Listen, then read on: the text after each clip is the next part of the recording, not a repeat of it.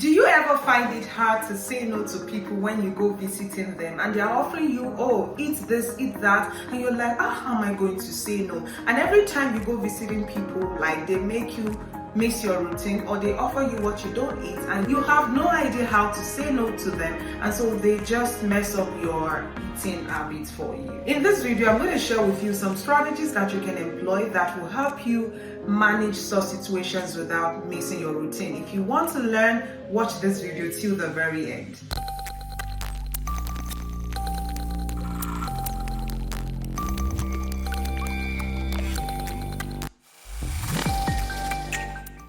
Hi there, in this video I'm going to share with you some strategies that I have used to stay on my lane even while being nice to people, especially when you're eating out or you're visiting people.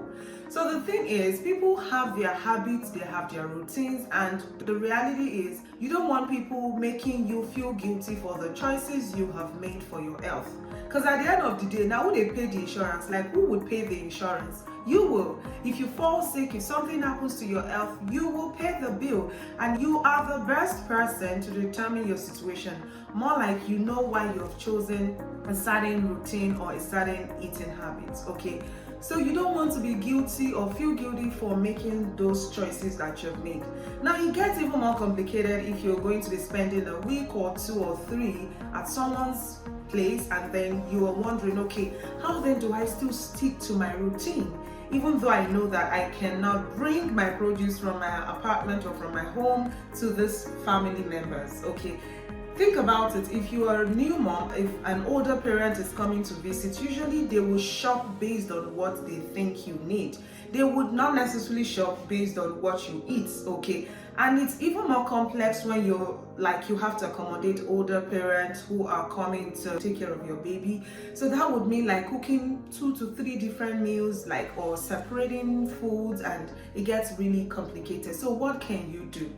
So let's start with if you're visiting. If you're visiting a family and you're going to be staying there for a couple of days or weeks, I think it is important that you let them know in advance and tell them about your routine, tell them about your eating habit, like the kind of stuffs you like to eat, if they actually have such food items, or there are places that you can actually go to when you arrive to buy your produce.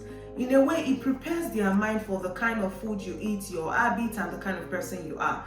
Some families don't have a problem with going 2 weeks without fruits. Like maybe you are a fruit person and you're visiting a family that fruits is not part of their, fruit is nothing to them. So what do? You want to make sure that you communicate in advance.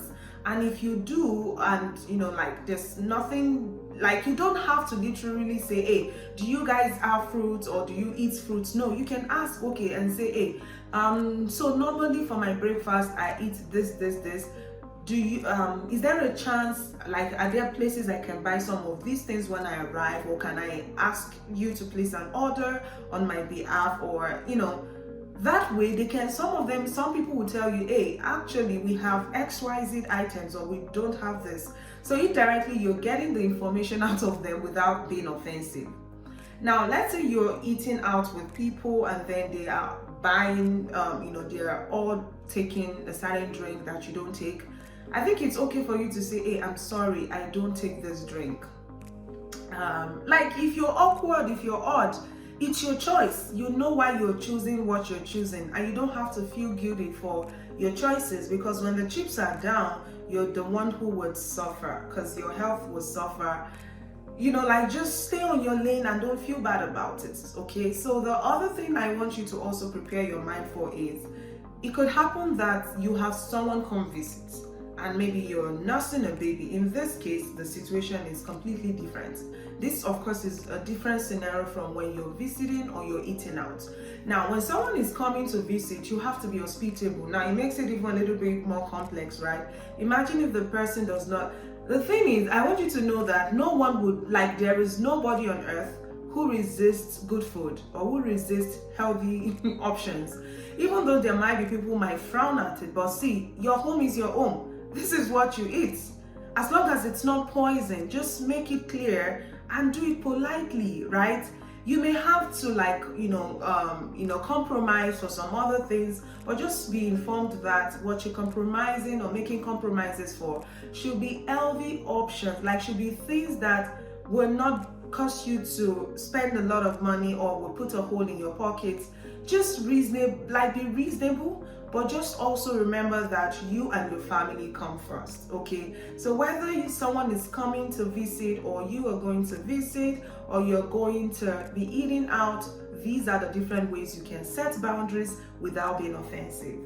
I hope these strategies help you, because I know that when it comes to choosing and staying on your lane, people have different views. Some people will be like, this friend of mine, she doesn't drink, they just put you in a box. They make you feel like, why does she not drink? Or why does he not drink? Why does she not do this? So you gotta be very careful. And I hope that this video teaches you some strategies that you can employ and how to stay on your lane without offending people, while also not compromising what you would normally eat.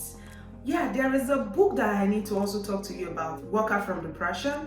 This book is currently it's on Amazon, and you can go pre-order right away. To get that book, simply follow the link in the description of this video. And interestingly, when you pre-order that book, the good thing is you can read it on the go, and you can also use the strategies to plan your meals, to cultivate the right habits for your health.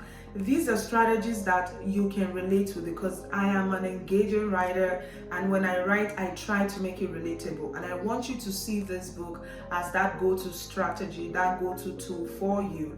In addition to what I've just shared, there's also something very important that you need to also learn, which is that there is a fitness community for people who are married, who are looking to date, or who are also already dating but they're not married. It's called the Fit to Love Matchmaking Fitness Challenge. So this is a periodic challenge that allows for intimacy between people who are looking to get to know each other, to be in love, to get married, or people already married and looking to just become more intimate with their partners, okay, especially for married people.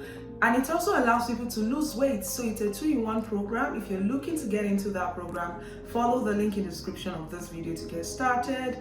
Also, there's something I also would like for you to know. If you are a CEO, a business leader, a founder, and you need a private fitness program, there's a special program called the Fit CEO program. This program allows you to work closely with a certified fitness trainer and a nutritionist who would walk you through on a weekly basis how to cultivate healthy habits, okay, for your physical and mental health.